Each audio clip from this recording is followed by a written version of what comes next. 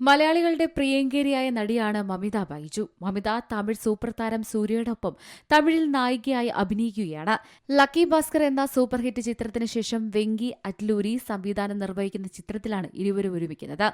സിനിമയുടെ പൂജ ഹൈദരാബാദിൽ വെച്ച് നടന്നു. നേരത്തെ സൂര്യബാല ചിത്രമായ വണങ്കനയിൽ മമിതയും ഒരു പ്രധാന വേഷം ചെയ്തിരുന്നു. പിന്നീട് തിരക്കഥയിലുണ്ടായിരുന്ന അഭിപ്രായ വ്യത്യാസത്തെ തുടർന്ന് സൂര്യ ചിത്രത്തിൽ നിന്ന് പിന്മാറി. അതോടെ മമിതയും ആ സിനിമ ഉപേക്ഷിച്ചു. തുടർന്ന് അരുൺ വിജയാണ് സൂര്യയുടെ വേഷം ചെയ്തത്.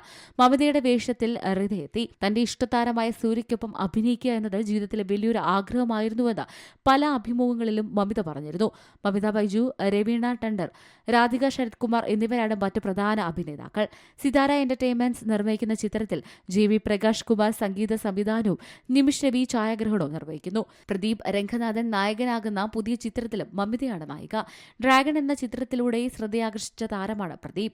ഡ്യൂഡ് എന്നാണ് പുതിയ തമിഴ് ചിത്രത്തിന്റെ പേര്. സംവിധാനം നിർവഹിക്കുന്നത് കീർത്തീശ്വരനാണ്.